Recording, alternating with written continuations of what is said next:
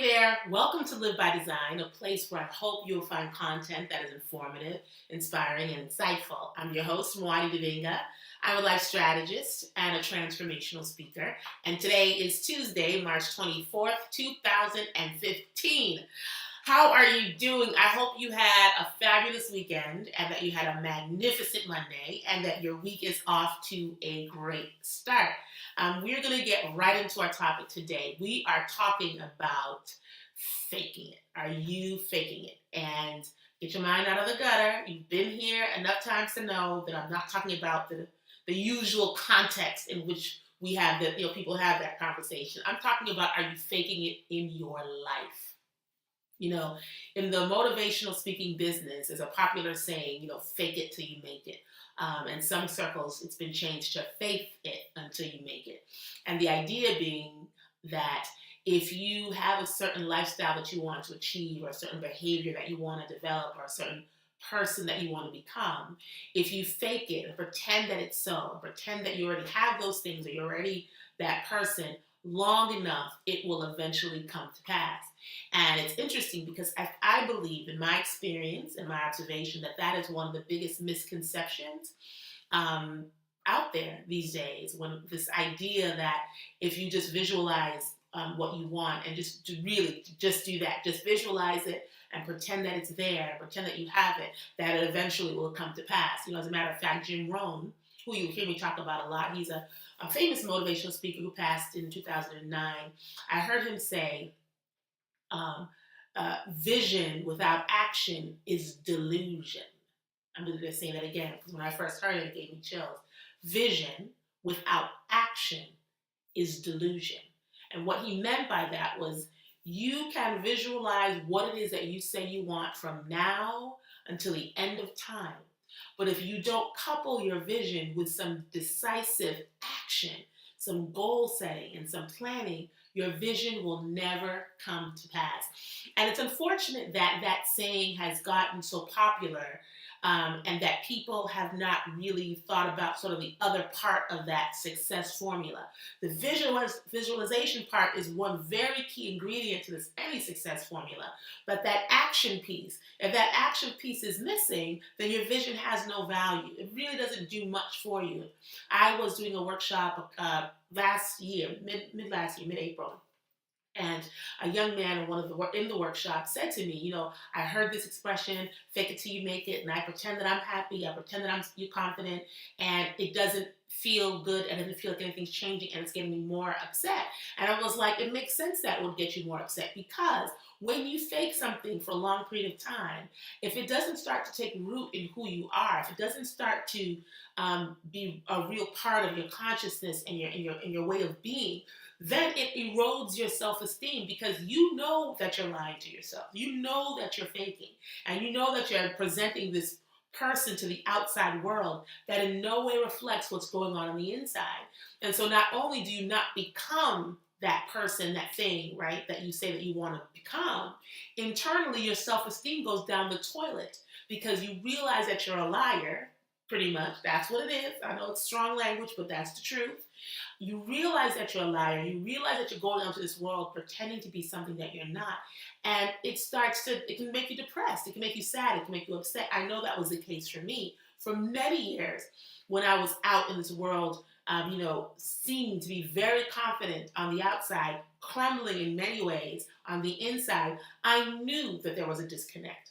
I knew there was a disconnect between what I was showing and who I was. And what I now know was that who I was on the inside, what I was truly feeling on the inside, eventually bubbled to the surface and started to sort of paint on the canvas of my life. I heard Iyanla Vanzant say one time that if you don't heal things, if you don't heal past hurts and you don't heal old wounds, they start to bleed all over your life. And I know from firsthand that that's the truth. So for those of you who are trying to move something forward in your life, or move forward in your life, or become something different, or grow into something, yes, the visualization piece is important. And yes, this whole idea about faking it, sort of taking on and behaving in a way that is already a reflection of that success, is important. But it's only half the battle. After you've done your visualization, you must do some work. And it is work.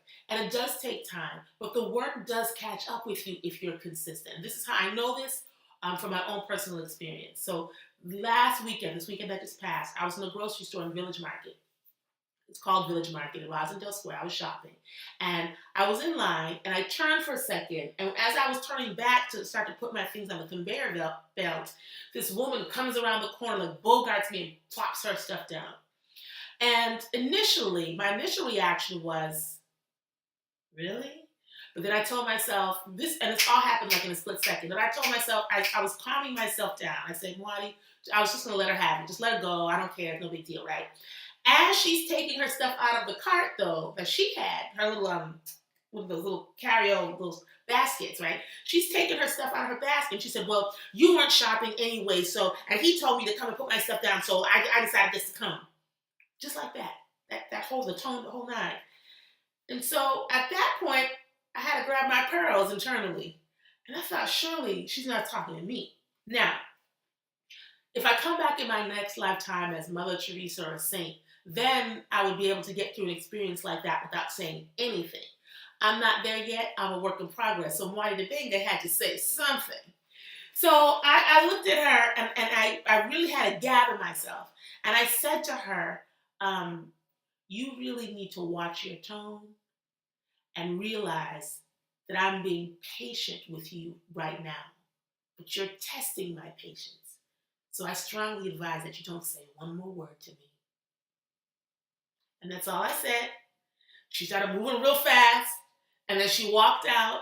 I paid for my groceries. I was heated still.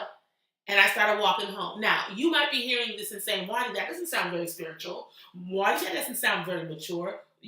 That doesn't sound like something that's very, loving and caring. Well, maybe not. But if you knew me when I was in my 20s, or if you knew me when I was in my teens, you're probably behind that computer standing up, giving me a standing ovation. Because back in the day, those of you who know me, who have known me, know I would have laid her out. Back in the day, she would have been kissing pavement after a comment and all that, fluffing around and fluttering around, around me and disrespecting me and, cutting me in line and all that other stuff. I would have let her have it, but I didn't. Now, I wasn't completely silent, but I was calm enough and I was able to be aware of who I was and my feelings and all that good stuff to show some serious restraint. That, for me, is growth. Because like I said, back in the day, it would have been a wrap. So my point is that if you're consistent with the work, and I'm consistent with my work, at least I really make an effort to be. I do my meditation, I do my journaling, I do my prayer, I do it daily, and it does take time. But what I've been able to discover is that over time, my outside has caught up with my inside. My inside has caught up with my outside. So now what you see is what you get. I feel love from a real, authentic place I didn't before. I have confidence from a real, authentic place I didn't before. I have enough courage to make mistakes and know that my mistakes don't define me. I didn't before. But in order to get to this space, I had to do the work. I tried, when I first started this journey, this healing journey, I tried just doing the visualizations. And I tried just to sort of, I had my mission statements and I had my vision boards, but I wasn't doing anything else. And nothing was really changing. And I was becoming really, really fake.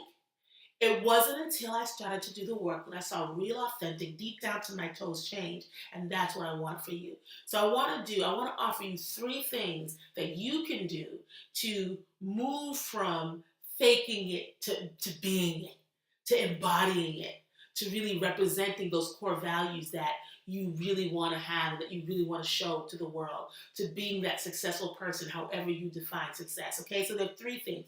The first thing is to visualize it. Now, I know I just bashed it. It sounds like I was just bashing a visualization, and I really wasn't. I was just saying it's not the whole formula, but it's part of the formula. So I suggest to you that you write down your vision for your life, focusing on what you want, not what you don't want. Because whatever you focus your attention on, whatever you focus your energy on, those things tend to grow. So sit down, take some quiet time, sit in some stillness, and really write out, what do you want? How do you want to feel? Who do you want to be? Where do you want to live? How do you want to be in this world? How do you define success? Write it down. That's the first thing. The second thing, and I often say this in my workshops, is to get rooted in your why. Get clear and get rooted in your why. Whenever I'm feeling like I don't want to keep moving, or I don't want to take the time to do the things that I know I should do, in my practice, I always remind myself of why it is that I started to do this work in the first place. I started to do this work to escape pain, to get out of pain. I started to do this work on myself so I could be a better aunt, I could be a better sister, I could be a better friend. I started this work so that I could build a business from a real authentic place and accumulate the wealth to be able to take care of my nephews and my nieces and my family. And so when I'm feeling tired or discouraged, or something doesn't go my way, or I'm feeling upset or sad or whatever, and I feel myself starting to sort of sink into that space of woe is me, I remember my why. I carry pictures of my nieces and nephews with me. I have things written in my on my screensaver on my computer, and I really remind myself when I don't feel like working out, my why. When I don't feel like spending 2 hours on a Sunday afternoon juicing my juice for the next couple of days, I remember my why, and that gets me going. So be really clear about and rooted in your why. Why is it that you want the things that you say that you want to have? And that will help keep you motivated enough to do the third thing, which is to create and activate an action plan. You must have a clear plan, goals, objectives, and a timeline that will keep you on point and keep you on your path when life gets in the way. I'm a procrastinator by nature. I sometimes have a tendency, unless it's something that I really, really love, it's easy for me to sort of put things off. And what I found for myself is that having a weekly plan and then having my daily plan, it just keeps me moving. And so if I feel that I don't have a lot of energy, if I feel unmotivated, I can look at my list of things, and if I don't really feel a bunch of, if I'm not really energized, I can pick off one or two things off of my to-do list, off of my goals list, and get those things done. And then that creates more momentum and more energy to keep me moving.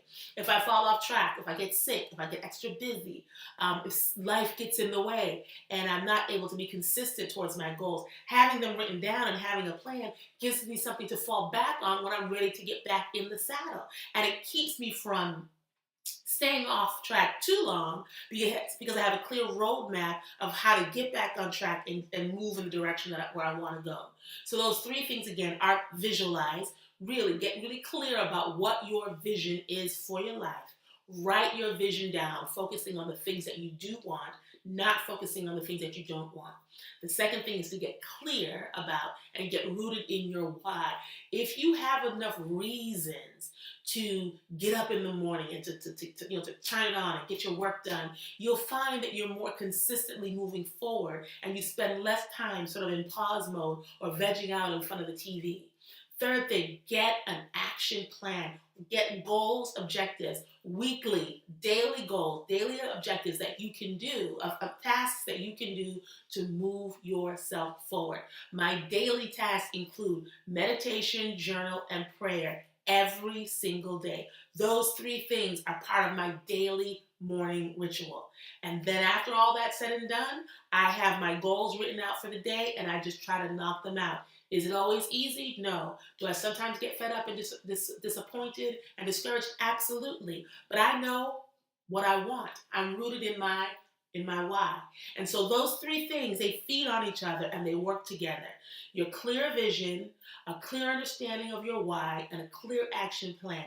Those three things combined will help get you unstuck. Those three things combined will help you move forward. Those three things combined will help you go from being a fake, right? Being out in the world, pretending that you're happy, pretending that you're confident, pretending that you have the things that you want. Those three things will help you move from being that fake person to being closer and closer to somebody who really, at the core, at your root, is the person that you want to be. Those three things will allow that outside fakey fake that you may be doing and your inside to catch up to one another and integrate themselves so that who you are in the real world is who you are on the inside. In the end, the truth will always out. So you can fake your way from now until the end of time. But if you don't do the work, who you really are on the inside will show up in the world. So if you really want forward movement, if you really want to have authentic, true peace, love, abundance, joy, whatever that thing is that you are trying to get in your life, do the work. Visualize, but do the work. And you will be so excited by, surprised by these shifts that happen in your life just by doing those two things. All right. I hope this was helpful to you. Please let me know. You can reach out to me on Facebook, Twitter, LinkedIn, and Instagram. You can also visit me online, visit my website. I would love to hear from you and get your feedback about what you heard today. For those of you in Boston, I have one quick announcement. There is a Zumba marathon that is happening at OrigiNation Cultural Arts Center this Sunday, March 29th, from 2:30 to 4:30, 3708 Washington Street. I'm going to put a link to their website so you can get some information and hopefully come out on Sunday and take Zumba with us. It's for a great cause and you're going to have a great time. If you come on Sunday, I'm looking forward to seeing you. If I don't see you on Sunday, I'll see you same time next week. In the meantime, take care of yourself and those you love, and I will see you very soon. Bye-bye.